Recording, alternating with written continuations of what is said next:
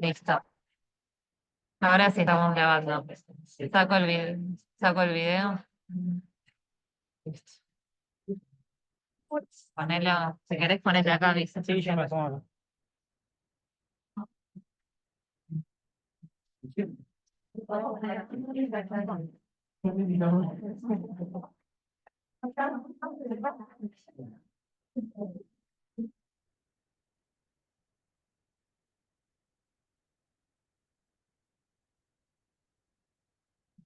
No más quedó primero. Listo. No más quedó primero. Y eso fue lo que volvió a hacer. Bueno, hoy tenemos el taller y con nosotros pues, está Patricia del Servicio de Toxicología, así que aprovechemos el taller que prepararon los chicos que está muy bueno.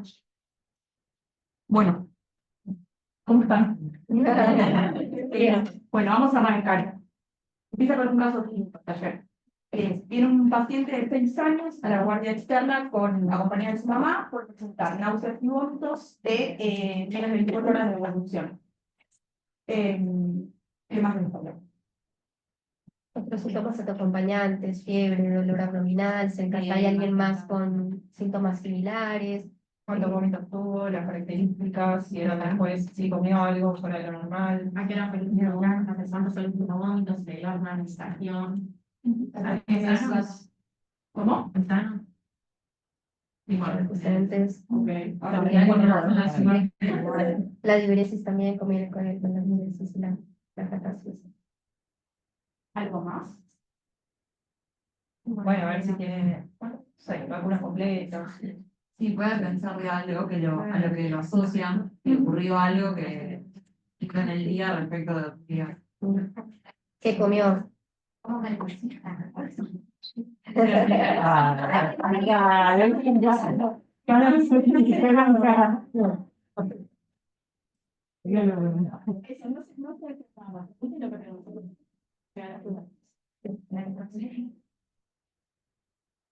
¿Algo más? ¿Algo más? Bueno, es un paciente que es previamente sano, no sé si me había preguntado por él, es previamente sano, tuvo 4 vómitos de contenido gástrico, el último fue hace media hora, que también alguien me había preguntado por ahí, y empezaron hace 4 horas. Como síntomas acompañantes, que también alguien preguntó, tiene una cefalea holocraniana opresiva de intensidad 7 en 10 que no tuvo ningún prodromo. Está un poco asténico y no tuvo síntomas acompañantes, no tuvo ni diarrea, ni fiebre, ni ninguna transmisión alimentaria. Tiene medio viral negativo y alguien preguntó por las vacunas. La última vacunación fue el ingreso escolar y el resto de las vacunas están completas. ¿Y en casa no había nadie con síntomas parecidos? ¿Algo más? ¿Te gustaría saber aparte de eso? Sí, sí, ha visto que viene 4 vómitos, ¿no le dio algo para calmar los vómitos? ¿La compañía se con algo? La mamá no le dio nada para calmar los vómitos, lo trajo directo a la guardia. Estuvo dando tolerancia a la casa, dándole agua, y como vio que no paraba, él me trajo el agua. ¿Quién empezó primero, la cefalea o el vómito? La madre no te lo sabe diferenciar. La madre, o sea, la madre estuvo Todos siempre juntos, con alguien como viéndolo, estamos seguros de que no consume nada extraño, por ejemplo, en un fármaco así, como que se intoxicó con algo más. Y no sé, ¿Lo un vieron? ratito capaz se quedó solo. No sabemos. ¿La conciencia o la? Nada. ¿Hay otras familiares en tu familia vómito? Bien, perfecto. Bien. La No, mamá es este, sí. empezó con Este. bien. Esto nadie lo preguntó, pero lo voy a decir igual. Vive con su mamá, los dos solos. La mamá tiene 30 años y es sana. Y se mudaron hace poquito a un departamento nuevo en Cava. Y por ahí que preguntaron cómo calefaccionan la casa, la calefaccionan con estufa a gas. ¿Tienes alguna mascota de o alguna toma? No tiene ¿Mascota? mascota. Vienen esos dos organismos. No ayudan las mascotas. Bueno. Bueno. Seis. Bueno, les cuento cómo estaba el examen físico. ¿Qué buscarían, por ejemplo, el examen físico? ¿En qué se basarían? Mira, Gaby. Sí. Temperatura.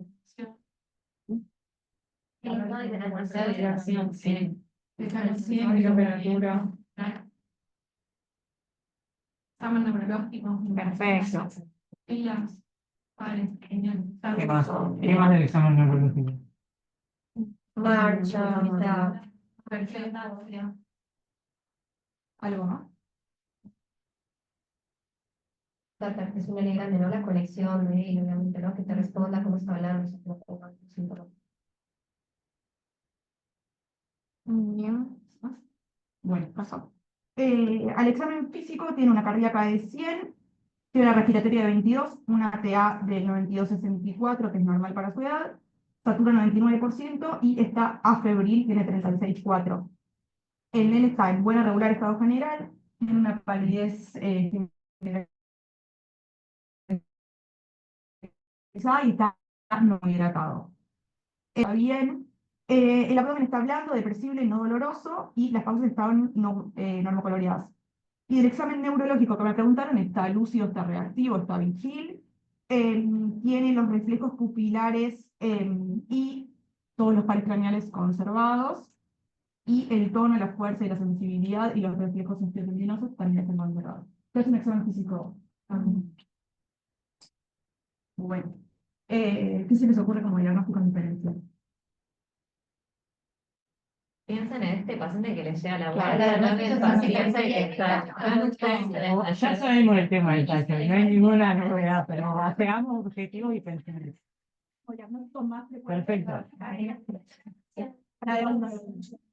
Vayan hablando de uno que no se entiende nada y están diciendo cosas Dijeron interesantes. gastroenteritis, intoxicación alimentaria, ¿qué más? Bien. Vómitos, Bien. ¿Algo más entre vómitos y cefalea?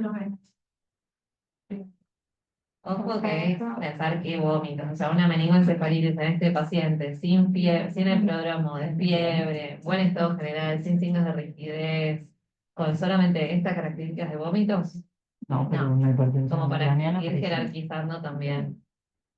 Perfecto. También pueden estar, o sea, no parece tanto, pero las migrañas con ahora también se lo presentan así, Está bien, cefaleas perfecto. común. Perfecto. Muy bien. ¿Pasó? Sí, todavía no estamos tan bien. Pero no leíste el caso de cuándo era. Bueno, el 2024 era el caso. Muy bien, las dijeron en casi todas. Como diagnóstico diferencial número 1, por ser lo más frecuente, una gastroenteritis infecciosa o una intoxicación alimentaria, intoxicación por monóxido de carbono, migraña, dijeron. Pusimos meningoencefalitis, es verdad que la presentación no sería lo Pero más habitual. pensarlo no está mal tampoco. No, obvio, por eso lo Eh, vimos cuando lo vimos, pero ir jerarquizando Claro, el sí, pensamiento y los exámenes que uno va a ir Sí. haciendo en la guardia. Una cetosidosis diabética previa también lo dijeron, hipoglucemia, un TEP, acuérdense que la mamá en algún momento lo puede ver, así que sabemos, le duele la cabeza, está vomitando, no está mal pensarlo, o una lesión ocupante del sistema nervioso central. Bueno, y acá, ¿cómo se dirían? ¿Qué pedirían? Le pedimos algo, no le pedimos nada. estado de probación, diagrama, ¿Por qué? Porque tiene vómitos. Está deshidratado. Si responde a algo, esos vómitos. He necesitado una bolsita para ver el estado de hidratación en ese momento, darle algo de cicla a la tolerancia y vemos, no sé si en el momento que salió un laboratorio. Pero lo que dijo bien está Y la bien, glucosa. porque es un paciente que tiene vómitos sin diarrea. Pero además pensemos el contexto exacto. Tenemos mucha más información fuera del paciente que también nos puede hacer sospechar que en este caso no lo pensamos en otras causas fuera de la gastroenteritis y lo que normalmente vemos a la guardia, que nunca lo pensamos tampoco, pero no está bien. ¿Sí? Bueno, entonces, ordenando, ¿un laboratorio pedirían? Sí. ¿Algo más? ¿Quién pediría el laboratorio? Bien. ¿Y quién? No, o sea, si vas primero con un país escuchando la intoxicación y sujito, por otra hora, Impresionante, la migraña, 2 de marzo 2025, julio 2025. Contextualizar.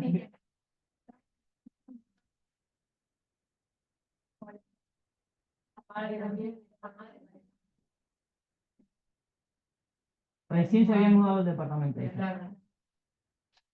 Yo lo investigué. Sí, Sí. absolutamente nada. Estamos de acuerdo, o sea, con el pensamiento de, bueno, sospecha de intoxicación de monóxido de carbono, ahora lo vamos a ir viendo. Pero digo, si este paciente le llega con el antecedente también de que la mamá está sintomática, ¿no? Re importante y todo lo que vamos a ir charlando. Pero en este paciente que solamente que está normohidratado, que está en buen estado general, que viene con vómitos, pero que no le genera una deshidratación, o sea, pura y exclusivamente no tiene indicación de realizar en un laboratorio, sí que seguramente lo vamos a poner a probar tolerancia a un ondacentrón y ver cómo sigue, ¿sí? Si es que suma o no. Pero por ese lado no es que no le va a pensar en un gas o un laboratorio, y también confiamos siempre en el relato que nos dicen los padres, ¿no? Porque si no, todos vamos a Sí. estar desconfiando. Sí es cierto Pero si también es- que hay un dato muy importante cuando pregunta la anamnesis, que es el tiempo de evolución de los cuadros de los dos. Porque si la madre, por él, ya venía con este dolor de cabeza antes y los dos empezaron con el mismo tiempo de evolución, ya un poco más de ruido te hace, no es algo viral. ¿Sí? Exactamente. Y ellos empezaron los dos, más o menos en 24 horas, los dos consultar con el mismo tiempo de evolución también. Pero sí que está bueno ponernos todos de acuerdo en que el laboratorio los pensamos por la sospecha de intoxicación por monóxido, no por el resto. Puedo agregar una Sí, cosa. obvio.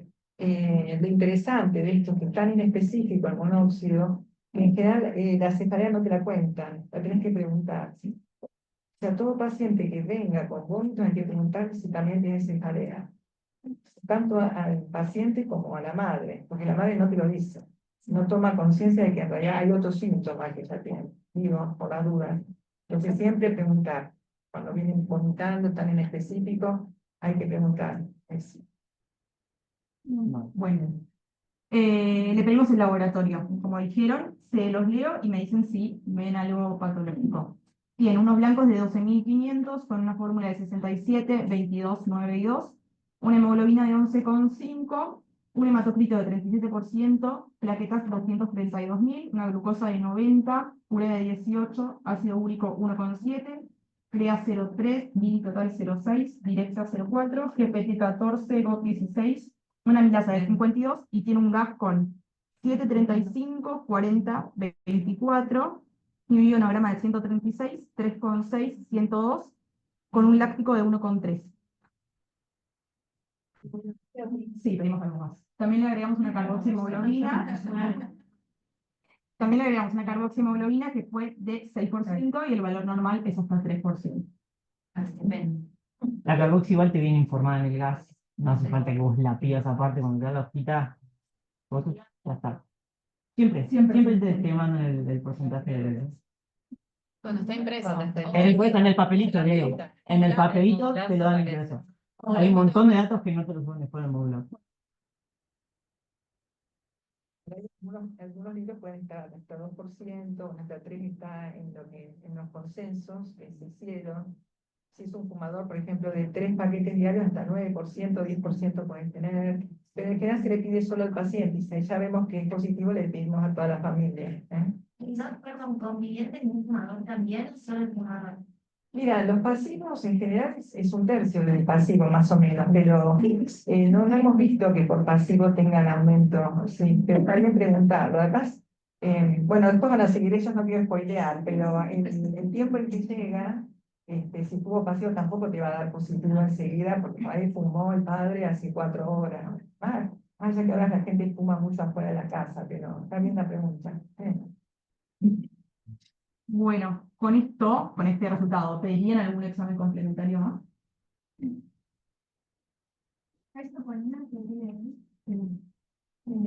Tiene valoración cardiológica y también por psicopedagogía. Al momento la guardia la psicopedagogía. Sí. Muy bien, las dos que dijeron. Electro y CPK y troponinas, perfecto. Y una cosa más. ¿Qué se les ocurre? ¿Con quién vivan? A la mamá, o sea, la mamá del laboratorio. O sea, el gas. Perfecto, bien. La carboxi el... Bueno, tuvimos los resultados del examen complementario, un electro con un ritmo sinusual que está normal, y CPK y troponinas dentro de límites normales también. Y la carboxihemoglobina de la mamá dio 8%. Así que bueno, con todo esto, ¿qué piensan? ¿Cuál es el diagnóstico? Intoxicación por monóxido. Muy bien. Para sorpresa de nadie. no. Bueno, ¿y qué saben del monóxido de carbono? Algo Ay, que me puedan contar. Es un gas. ¿Es un gas? Y no. Bien. ¿Eh? Me dijo, pero creo como Combustión incompleta, perfecto. Ujú. Puede vernos por y tiene mucha afinidad por el oxígeno. Por el oxígeno.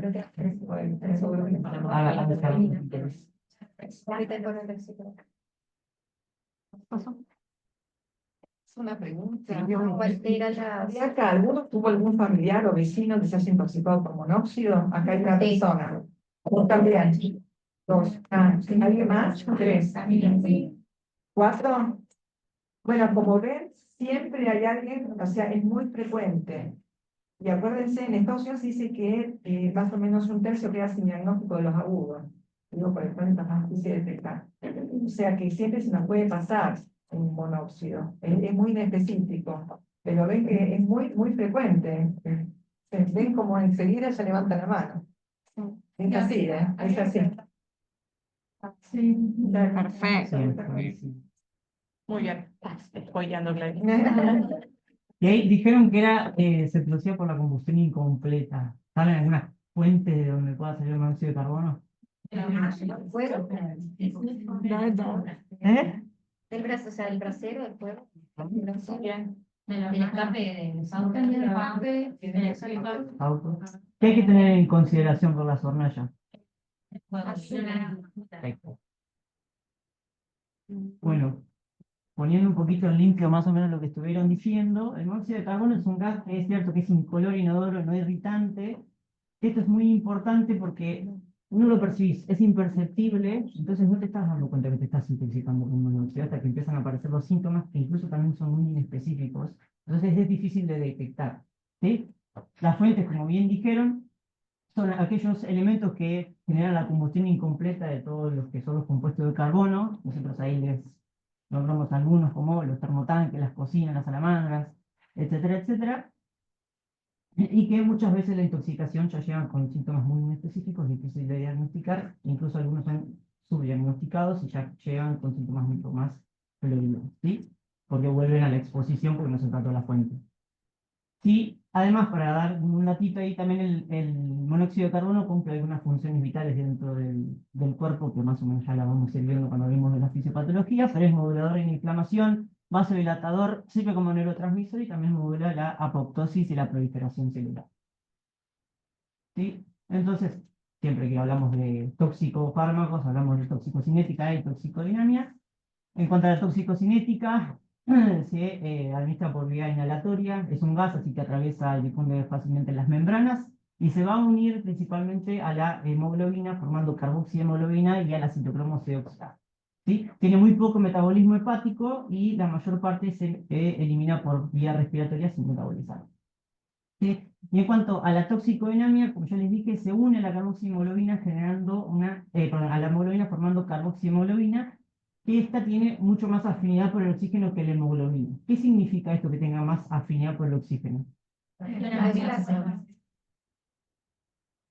Que se desplaza la curva de la hemoglobina hacia la izquierda, ¿y esto qué significa? La P50 nos va a calentar menos para Necesita menos para que se una, ¿y qué más? es mucho más difícil de aplastar la cabeza. Eso. O sea, aumenta la afinidad por el oxígeno, se lo queda y no lo libera a los tejidos. ¿Sí?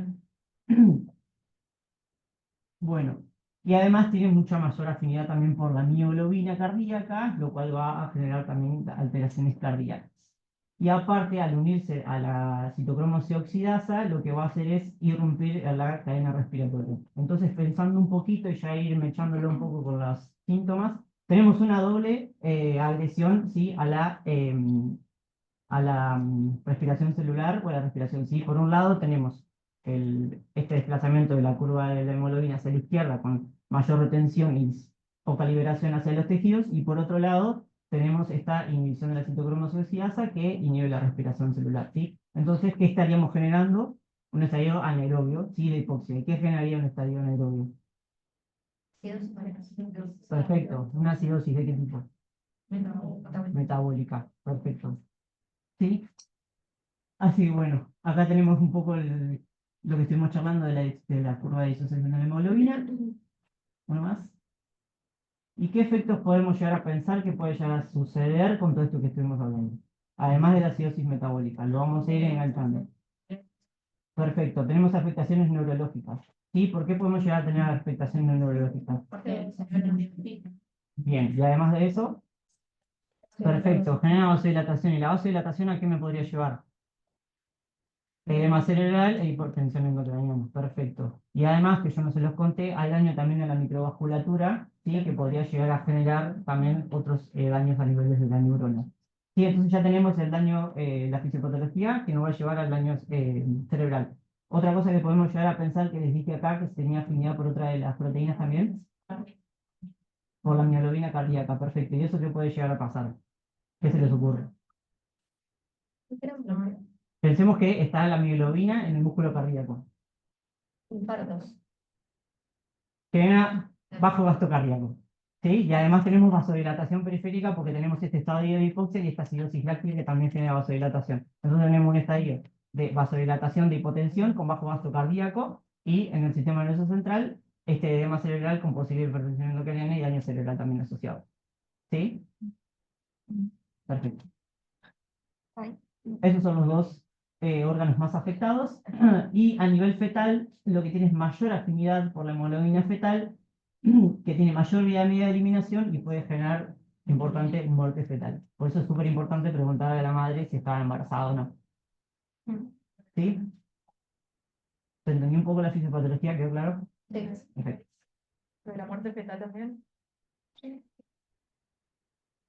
Bueno, y ahora pensando todo esto de la...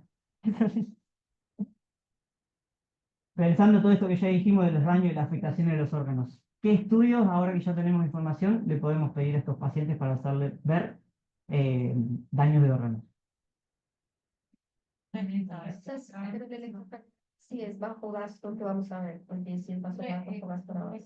Un ecocardio sería, no un electrocardiograma. Bueno, pensémoslo por los dos órganos más afectados. Entonces vamos con lo cardíaco. ¿Qué piensan que podemos llegar a pedir para ver daño cardíaco? Perfecto. Y el ecocardio, pero no sé si el electrocardiograma. Acuérdense, troponina y que bien, las épicas.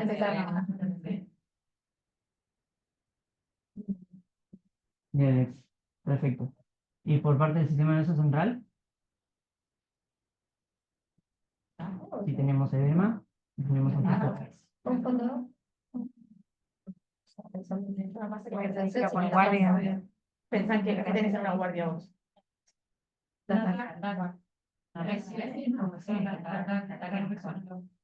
No son... Ahí vamos a ver. Bueno, ¿Las normas las veis solo si tienen signo de hipertensión endocrinal o lo veis en todo? Que no. ahora vamos a ver. Electrocardiograma. Ahora lo podremos un poquito, pero todos los pasos. Agregar algo para que sea. En la parte cardíaca, por eso ya está contando el electro, más allá que, como bien dijo, que los dos órganos tales son cerebro y corazón, y acuérdense que, digamos, la afectación la tienen más los adultos, los chicos del corazón, ¿no? Aunque los chicos también las pueden tener. Pero el daño es, o sea, la mioglobina, así como la hemoglobina tiene 200 veces más afinidad por el monóxido que por el oxígeno, por eso hay poco monóxido y viene hemoglobina. La mioglobina tiene un 60% de veces más también afinidad y hay un daño directo también a nivel de citocromos, hay un problema. Después está la hipoxia, ¿no es cierto?, que está producida por esta hemoglobina ocupada y ahí habría una baja, digamos, del umbral de arritmias. Entonces, la persona puede tener, por ejemplo, una arritmia sin estar con acidosis metabólica, o sea, es como una película, ¿no? Hasta que finalmente termina en una acidosis metabólica, la hipotensión aparece al final de todo también, porque ya está el paciente muy grave, o sea, no la van a tener al principio. Entonces, todo esto va desembocando en un cuadro gravísimo, pero la parte cardiológica puede estar afectada sin que haya, digamos, componentes neurológicos importantes. Por eso es un diagnóstico diferencial del infarto. Imagínense que todos los adultos le pregunten el pulmonóxido. Por eso tenemos a veces estas cuestiones de falta de diagnóstico. No, perdón, No, interrumpí.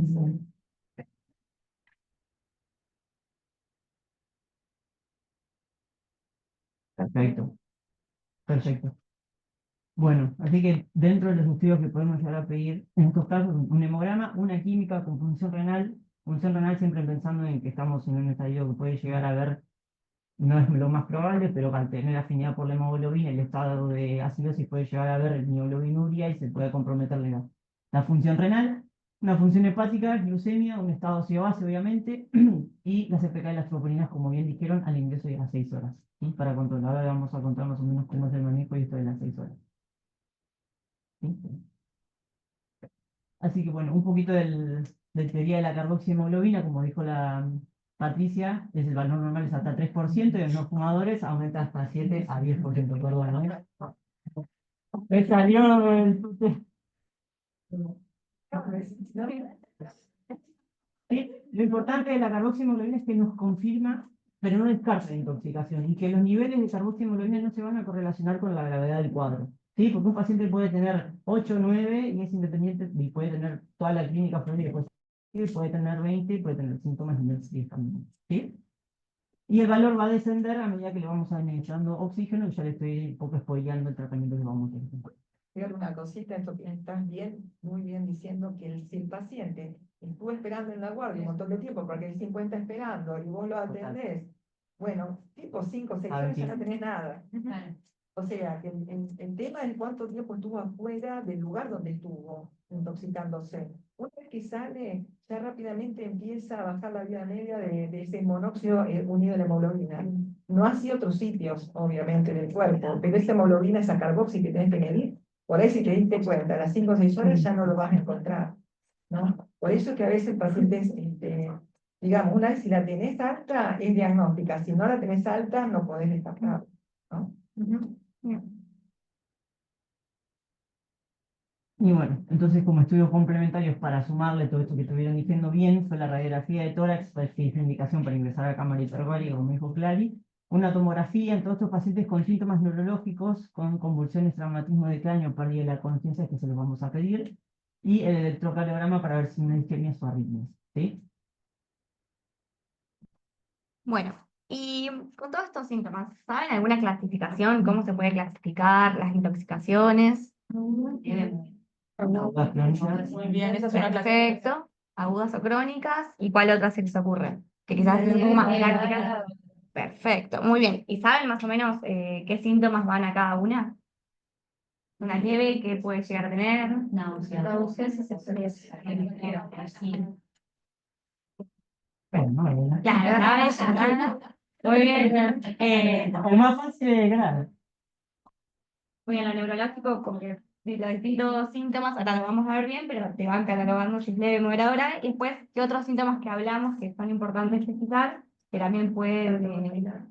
¿Cómo? Las arritmias Perfecto, lo cardiológico, que es más, es lo principal que tenemos que ver. ¿Bien? Bueno, entonces se van a clasificar en cuadros leves, moderados o graves. Los leves, en general, solo van a tener náuseas, vómitos y cefaleas, sin ninguna otra sintomatología neurológica ni cardiológica. Los moderados ya en lo neurológico va a ir como avanzando en gravedad, puede tener mareos, confusión, enlentecimiento del pensamiento, puede haber visión borrosa, ataxia, debilidad. Y ya en los graves, en lo neurológico, vamos a ver somnolencia severa, desorientación, puede haber convulsiones, coma. Y también acá aparecen todo lo que es cardiológico, que puede ser arritmias, precordialgia, síncope, en el electrocardiograma, arritmias o signos de isquemia. Y lo importante es que la hipotensión, la rhabdomiólisis y la acidosis láctica son signos tardíos. O sea, si aparecen, ya estamos como corriendo lo de atrás y ya está bastante avanzado el cuadro. ¿Bien? Perfecto. Y un poco para ir volviendo a nuestro paciente, ¿qué se les ocurre? O sea, ¿cómo lo clasificarían? Ahí tienen como un mini resumen de lo que tenía el paciente. Perfecto. ¿Por qué? Porque solo tiene náuseas, vómitos y cefalea. No tiene signos cardiológicos. El electro estaba normal, así que quedamos tranquilos. ¿Y para ustedes qué conducta tomarían? ¿Lo dejarían en la casa? ¿Lo dejan en observación? ¿Lo internan? Hay que administrar la Perfecto. terapia. Y lo más importante para mamá también, y llamar a que alguien vea de dónde viene el gas, porque también si lo vas a dar de alta, volver a la casa, volver a Perfecto. ¿Y entonces lo dejan ahí en la guardia o lo internan directamente? Lo puedo observar en la guardia, lo que necesite. Sí, no la voy. Perfecto. Perfecto. Bien, entonces a nuestro paciente le pusimos oxígeno, que siempre es al 100% por máscara de reservorio. Le hicimos un nuevo dosaje que ahora vemos cada cuánto hay que hacerlo, que le dio 4,5, o sea, ya descendió, tenía una previa de 6, ahora tiene 4,5, y además está asintomático, o sea, evoluciona con mejoría de los síntomas. Bien, entonces esto es un poco lo que charlábamos, si se interna o se hace de manejo ambulatorio. ¿Saben alguna indicación de internación? ¿Se les ocurre ¿Qué alguna? paciente internarían ustedes con coronavirus?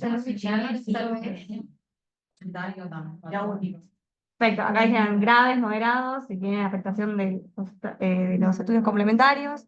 ¿Algún otro más? Yo no sé si les manda ese lugar. Perfecto, como riesgo social, o sea, más o menos. Si está embarazada, perfecto, cámara hiperbárica. No te estoy diciendo que no, me estoy diciendo Pero es muy pequeño.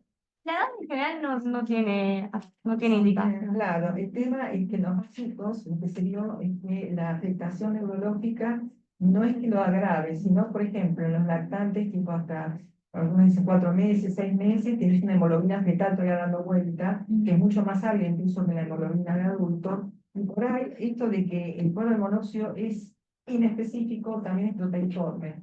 Esto quiere decir que quizás el niño que, digamos, que tiene una frecuencia respiratoria más alta que el adulto y va incorporando más rápido, puede llegar a convulsivar y el paciente está, el papá, solo con la cefalea. Por eso es que, en teoría, toda persona, que todo chico viene convulsivando, tenés que preguntar si hay cefalea o no, porque nadie te va a decir, me duele la cabeza si el chico está convulsivando.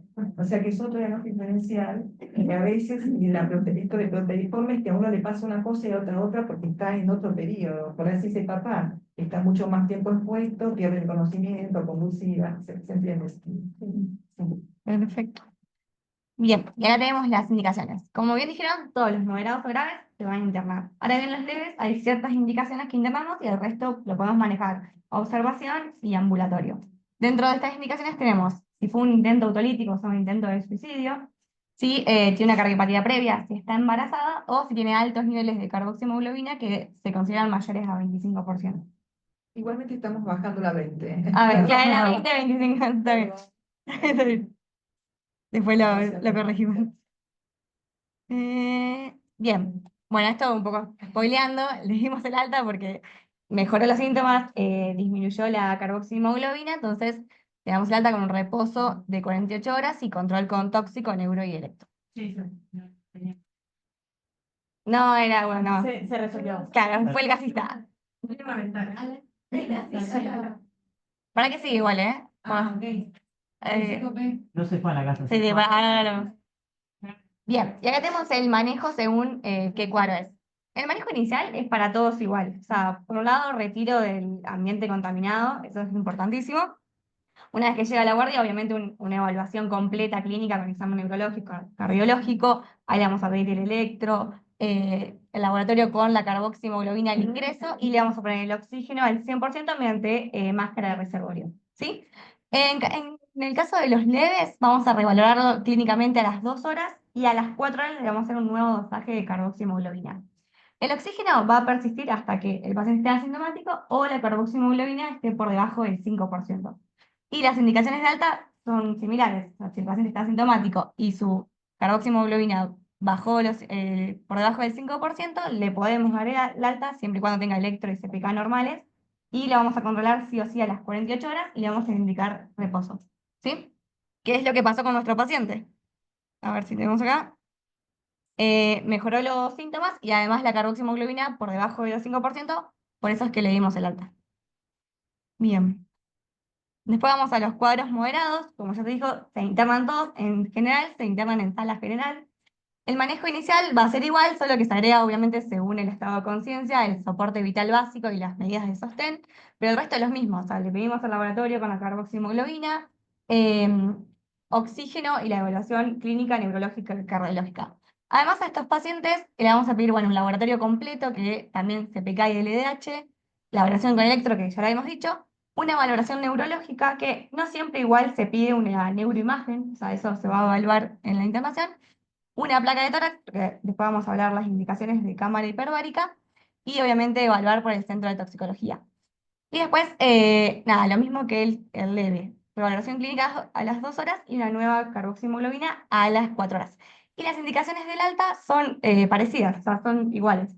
Lo único que cambia es esto, que lo internamos, lo monitoreamos más, vemos el estado de conciencia, ¿sí? Y si completamos el laboratorio y vemos, evaluamos si hay que pedirle una neuroimagen o no, y la indicación de cámara hiperbárica, ¿sí? Bien, y los cuadros graves, obviamente también se van a internar. Estos pacientes se pueden internar o en sala general o en UTI, dependiendo de su compromiso. Manejo inicial, obviamente en estos pacientes, asegurar vía aérea, ver medidas de sostén, que es muy importante. Lo mismo, laboratorio, oxígeno, evaluación clínica, neurológica, cardiológica. Y en los exámenes complementarios, al laboratorio le vamos a agregar CPK y LDH seriadas para ir evaluando el compromiso, si avanza o no. El electrolimismo en estos pacientes sí se pide una neuroimagen, que en general es un ataque, que puede ser el ingreso, y si no se hizo el ingreso, prealta, la radiografía de tórax, que va junto con la cámara hiperbárica, y obviamente evaluación por centro de toxicología. Y estos pacientes, obvio, hay que evaluar otros cuadros que se pueden desencadenar, como la hipotensión, hipoglucemias, convulsiones, la hipertensión endocrinal y la acidosis metabólica. ¿Sí? Eso lo va a ir manejando, es más manejo de la sala UTI. ¿Bien? Una pregunta. Sí. ¿Hay LDH seriada cada cuándo? ¿Cada 4 horas? No. Lo que dice es que se hacía una al ingreso a las 6 horas, pero bueno, calculo que si a las 4 lo... Depende si va Comentar. progresando, vos lo ves clínicamente, Claro. si va empeorando, lo va a hacer menos. Yo lo veo. Por controles cada 6 horas. Cada 6, o sea, al ingreso a las 6 horas y ahí vas evaluando. No sé si quiere agregar algo. No, es que, por ejemplo, en los graves la CPK están todos sobre tipo 5000 ya para arriba. Muchas, en general vemos CPK altísimas. En un paciente que convulsivó, que tenemos que ver cuánto líquido le vamos a dar, que está con hipertensión endocraniana, son pacientes difíciles en terapia, ¿no? Para esto de cuidar el riñón, pero al mismo tiempo no pueden dar mucho líquido. Son pacientes complejos, el oxígeno, digamos, por RM lo va a mejorar muchísimo, ya es una situación metabólica que mejora el oxígeno, hay un verdadero antídoto de estos cuadros. Pero me perdí porque no sé qué, decía otra cosa más. Cada cuándo la CPK. Y bueno, depende de lo que te encuentres, pero en general, digamos, primero yo te diría que no baja muy rápido cuando estás tan comprometido, o sea que hacerle tampoco te va a cambiar, porque vos tenés que cuidarle ese riñón con ese CPK. Así que lo importante es ver el manejo de lípidos, la hipotensión que marca mal pronóstico neurológico en los pacientes, eso de entrada, de grave. Eso es lo que más uno tiene que tener mucho cuidado. Y después, bueno, lo neurológico es lo que más hay que cuidar, lo cardiológico, como ya les dije, en general son los más grandes, los que tienen más problemas cardiológicos que los chicos. Pero hemos tenido pacientes con troponinas altas, hemos tenido, no con infartos, por ejemplo, nunca había un chico con infarto con él, ¿no? Pero se dice que más o menos las edades de más compromiso cardíaco son 35 para arriba. ¿No? Así que bueno, No es la primera que se va a aceptar más por el valor de troponina, sino por la clínica, el electro o un ecocardio. Pero siempre es importante pedirle las troponinas iniciales porque por ahí no van a tener repercusiones en pacientes pediátricos desde la clínica, también físico y demás, también complementarios, pero sí en el laboratorio. Y eso ya lo clasifica como modelo grave. no sé si está respondido. Sí. Bien. ¿Entendió alguna pregunta? Y ahora Bueno. para concluir, vamos a topar el tema cámara hiperbárica y el tratamiento para algunos casos de intoxicación aguda. No sé si alguien sabe sobre qué es la cámara hiperbárica, en qué consiste, en qué se basa su mecanismo para que funcionen estos casos.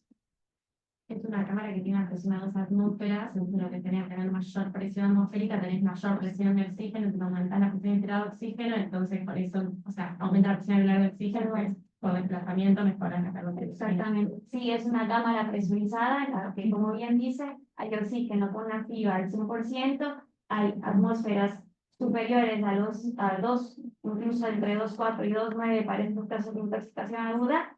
Y esto tiene una explicación física, una ley de Henry que significa que a mayor presión los gases tienden a disolverse en el líquido al cual van a estar expuestos, y el líquido al cual van a estar expuestos es el plasma circulante en la persona que se somete a este a este tratamiento.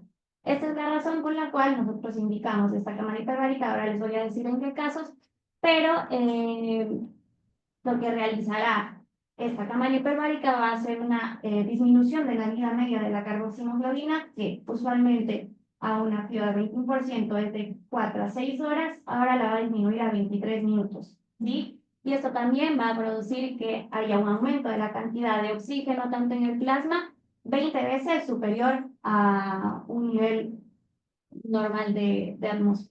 Y esto va a producir que también satisfaga las necesidades metabólicas básicas, va a aumentar la producción de ATP y va a reducir el estrés oxidativo y la inflamación consecuente de la carboximoglobina.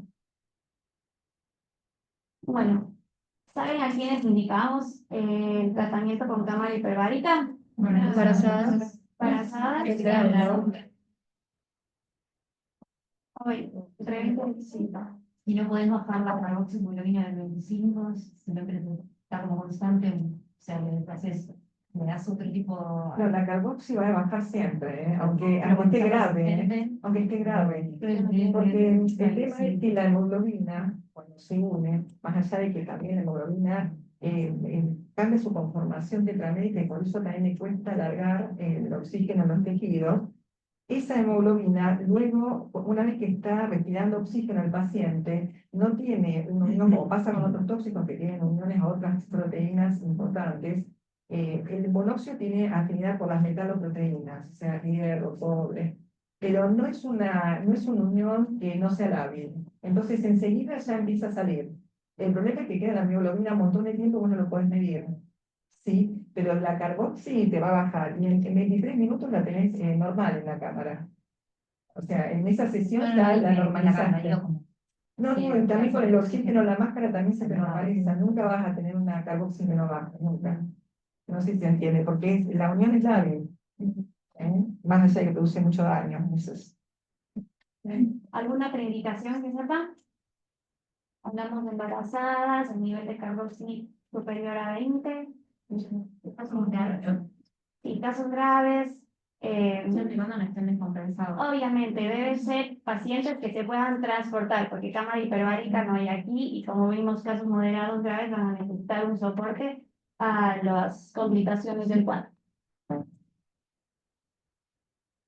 Bueno, entonces a pacientes con clínica neurológica, con alteraciones de conciencia, convulsiones, pero siempre y cuando sean clínica y hemodinámicamente estables, al igual que pacientes que presenten sintomatología cardiológica, de las cuales ya hablamos. Acidosis grave, la carboximoglobina superior al 20% y en embarazadas sin importar el valor de la carboximoglobina. Bien, todos los pacientes con cuadro moderado a grave, independientemente del tiempo transcurrido desde la exposición, tienen indicación de entrar a la cámara hiperbárica. Esto más que nada para evitar el síndrome neurológico tardío que hablaremos posteriormente. Bien, y hay contraindicaciones para la cámara hiperbárica, tanto relativas como absolutas. En las relativas, pacientes con antecedente de epilepsia, más que nada por las complicaciones que pueden tener al momento de estar en la cámara.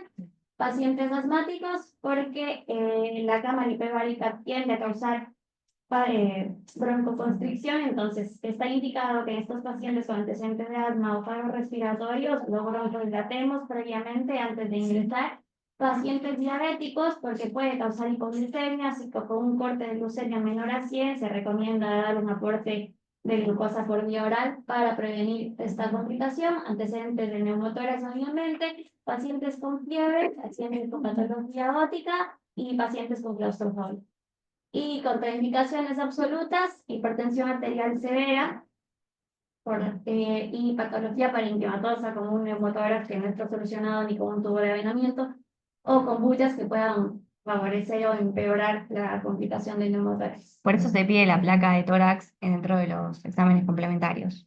Quería comentar algo, la claustrofobia, por ahí hay una controversia, pero la condena absoluta, sí, por ahí, sí, es absoluta. ¿Ustedes vieron alguna vez fue alguno cámara hiperbárica? El capítulo es...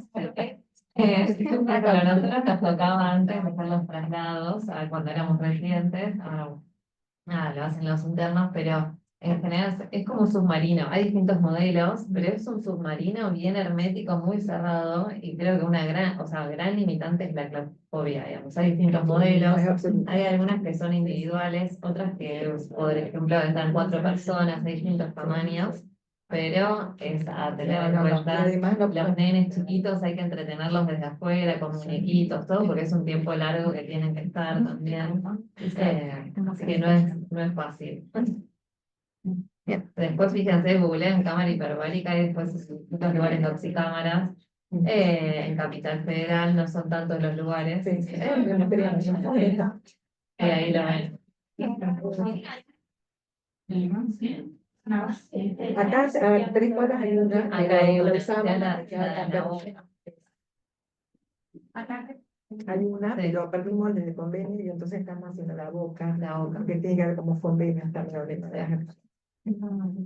O sea, en realidad lo mejor es entre las 6 y 12 primeras horas de la cámara, pero muchas veces el paciente, por ejemplo, está descompensado, o tiene una arritmia, qué sé yo, no podés pensar en mandarlo a cámara.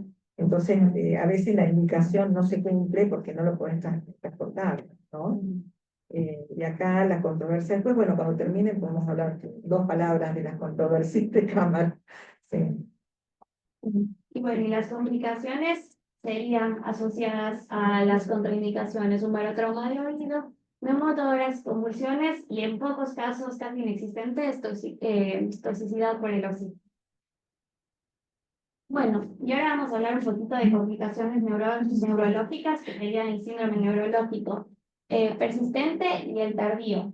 Como sabemos, y volviendo otra vez a la fisiopatología, la causa por los cuadros neurológicos, básicamente un evento agudo, era la hipoxia y la vasodilatación, lo cual va a producir todos los síntomas neurológicos de los cuales ya hablamos. De un síndrome neurológico persistente sería un cuadro que persiste desde el inicio de la intoxicación, pese a recuperar la conciencia luego de administrar el oxígeno a la forma que ya hemos administrado.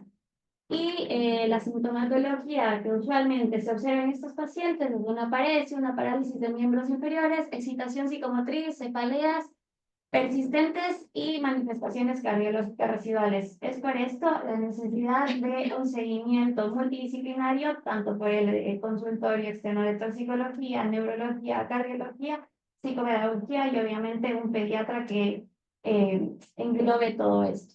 Y el síndrome neurológico tardío es esta misma persistencia de síntomas, pero un periodo más prolongado, entre 2 a 40 días. Se ha visto que la media es a los 20 días y también presenta más que nada síntomas neuropsiquiátricos. Entre los mencionados también puede haber alteraciones de conducta, desorientación, extrapiramidalismos, alteraciones cognitivas del octavo par, alteraciones visuales en una gran mayoría de los casos, y esto se ve más que nada. No, visuales es raro. Porque estamos.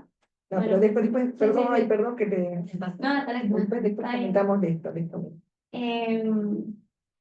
Y esto se debe a una fisiopatología un poco distinta a la aguda. No solo va a estar debido a la hipoxia, sino también va a haber una acumulación de radicales libres que va a producir una desmielinización tanto de la corteza como de los ganglios basales. Y capaz aquí toma un papel más importante la neuroimagen, no solo una tomografía, sino una resonancia en caso de estos síndromes neurológicos, más que un evento agudo. Aquí sí nos podría dar algunas pautas. Y nada, en los casos había leído de que el tratamiento son nuevas sesiones de cámara hiperbárica que puede reducir hasta un 70% de los casos con síndromes neurológicos tardíos. Y hablaba de alteraciones visuales porque justo vi en 2 casos de niños que había trastornos de amaurosis vulgar, pero si bien no es lo más común, claramente. Pero qué bueno que los viste, porque para nosotros fue un antes y un después en nuestro servicio trabajando con cámara. Pero terminar, no te quiero interrumpir. No, pero ahí, está- ya acaba. Bueno, muy bien.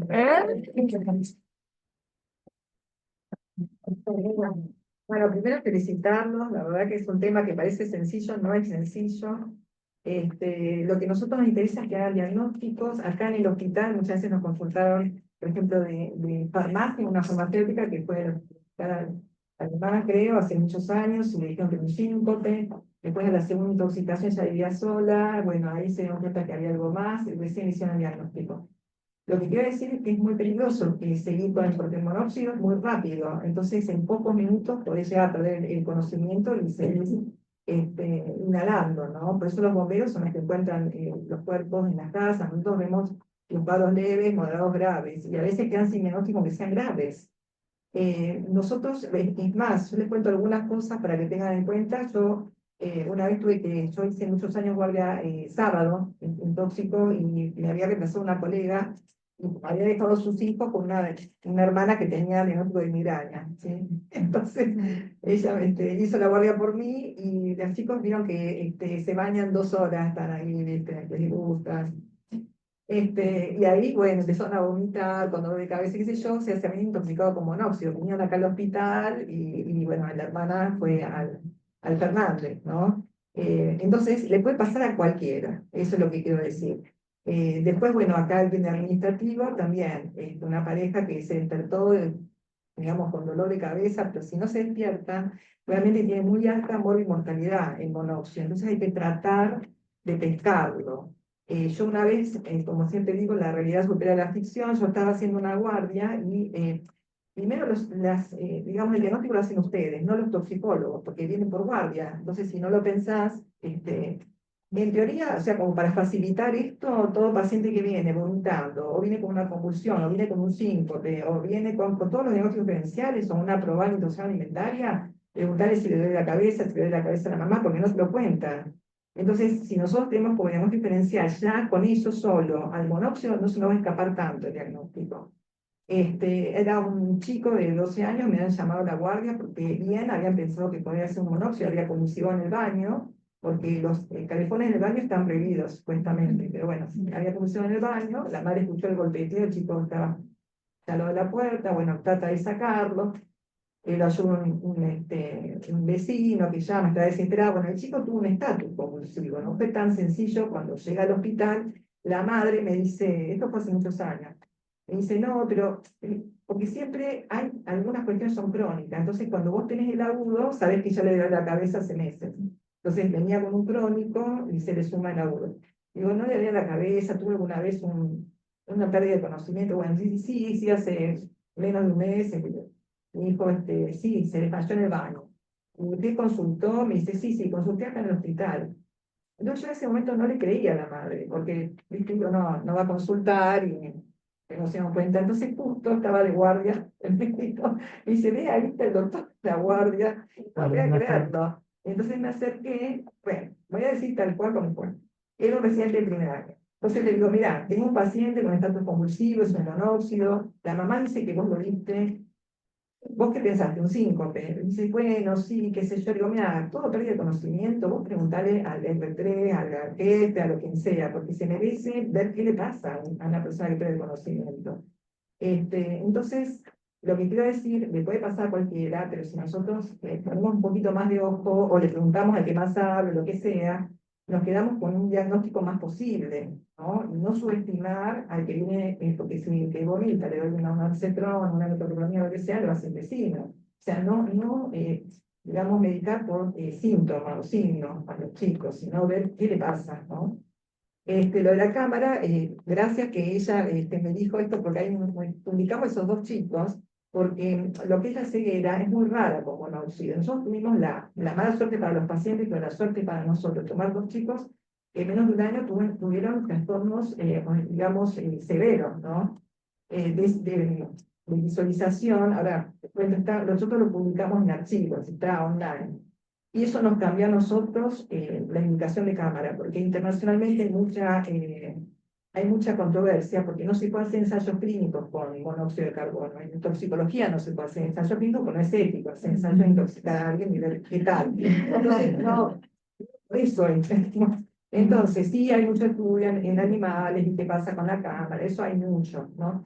Pero había habido uno, desde que existe en nuestro servicio, es el más viejo que hay en Latinoamérica, en el año 62. Había habido un solo caso, y estos fueron 2 en un año. Entonces, lo que nosotros vimos es que con una sola, un chico que venía con visión bulto, con una sola cámara, ya no se chocaba con la gente. Y con 2 cámaras, ya el chico empezaba a leer carteles.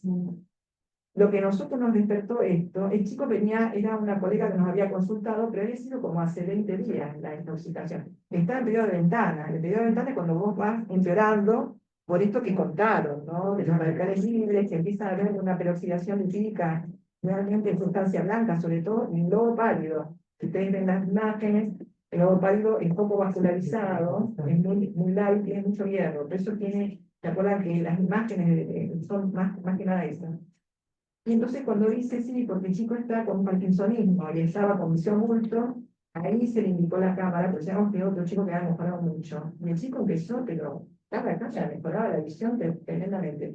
Nosotros pensamos, bueno, que quizás digamos, la visión era mucho más, digamos, como mucho factible de rápidamente mejorar que otros signos neurológicos, como el parkinsonismo que mejoró después fue mejorando. Entonces le hicimos como 40 sesiones.